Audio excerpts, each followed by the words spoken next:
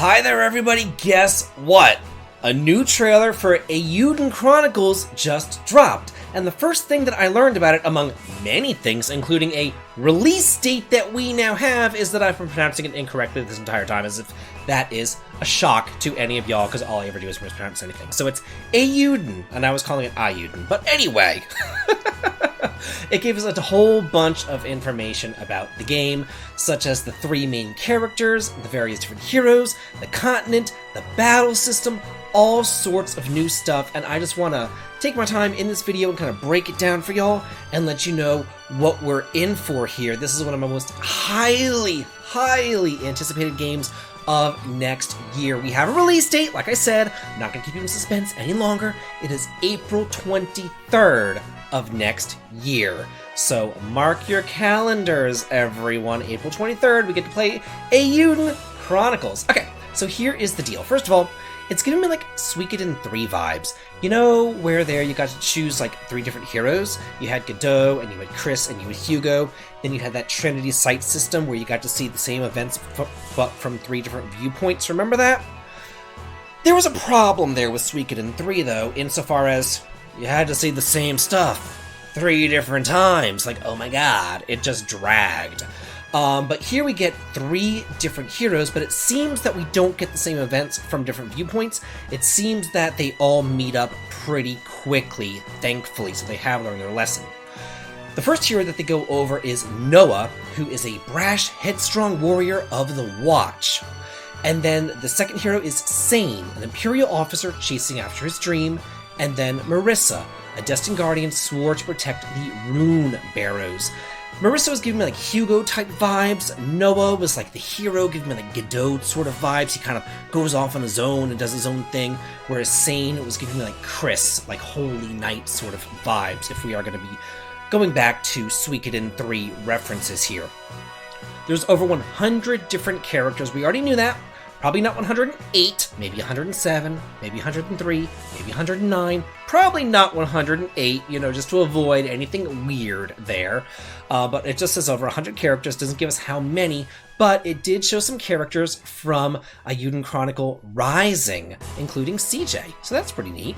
So we do get to see some of our old friends from that game. If you haven't played that game yet, it's kind of Metroidvania, exploration-y sort of thing. I played it, I had fun with it. Would I say it was the best thing ever? No.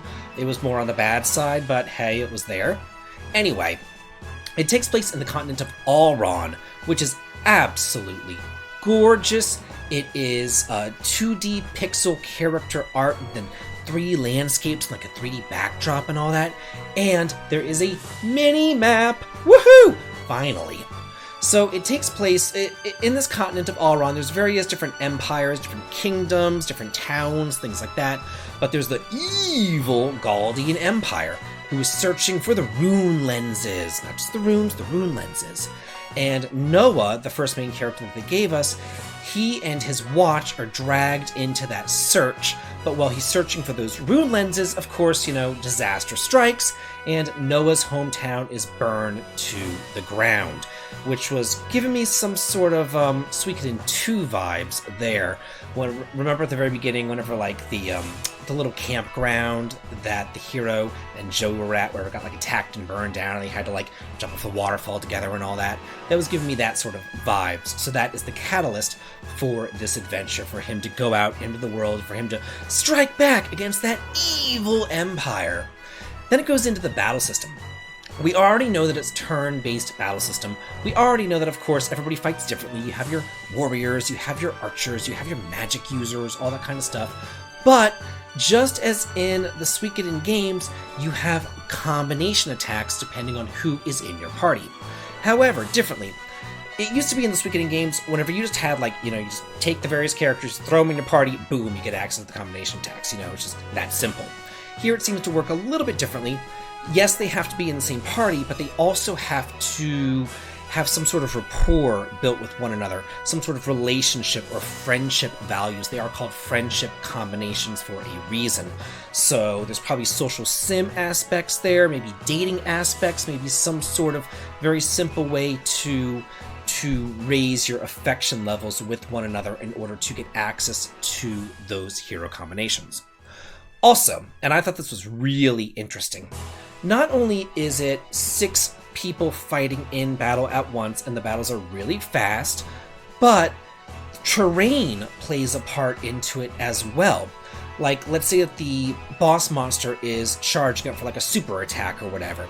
You can go and you can move your characters behind some rocks, and then they can use that terrain to kind of dodge or block the super powerful attack. So you do need to take terrain into account both offensively and defensively. I thought that was very, very cool, very neat, very, very neat touch there. Also, just as in the normal Suikoden games, there is war battles, where you command units and you fight in tactical turn-based combat on like a 4x4 grid, so there's 16 squares total, and then you move your little grids, or you move your people throughout the grid to get closer to the enemies, and then you whack them or whatever with the tactical combat. So I thought that was a great touch. It is looking very, very, very Suikoden-y. Then it goes on to the Alliance headquarters, where, you know, your hero's hometown was burned to the ground, so he has to live somewhere, so he finds an abandoned derelict castle, which he then builds up into his own rebel headquarters to fight against the evil empire. And just as in the normal Suikoden games, each ally adds their own thing to it. Some of them might just kind of hang around and fight, or like just chill and drink at the bar. Other of them might do a mini game. It might be a racing game or something along those lines, maybe like a fishing mini game, something like that. They might open up a farm or do some pasturing or something like that. They might open up their own shop or be a merchant, so not everybody's going to be a fighter. Some people might just hang out in town and help you that way. This game is shaping up to be fantastic. It is easily one of our most highly anticipated games of next year. It is up there with the Suikoden 1 and 2 HD remake that Konami is coming out with. We already know that. Now that we actually have a release date for when when Eiyuden Chronicle is coming out, April 23rd of next year, how much you want to bet Konami is going to be like, oh, well, there it is. We need to put out our own trailer, and we're going to put ours for like, maybe April 22nd, you know? What can we do to steal their thunder? This isn't my first time around the block. I wasn't born yesterday. I know how these game companies work. Like, I will place money on this. I will place bets on this. We are going to be, within a week or two, getting a trailer from Konami. Hey, here's the Suikoden 1 and 2 HD. Hey, guess what? It's going to be releasing right before Eiyuden Chronicles. We know what's going to happen. Oh, I can't wait. Anyway, this is coming out for the PS4, the PS5, the Xbox, the Switch, and the PC. And oh my gosh, I just want to know if y'all are as excited about this as I am. I personally cannot wait for this, and there's so many other great games that are coming out next year as well. Let me know what games you are most looking forward to. Let me know if you were looking forward to this one in particular.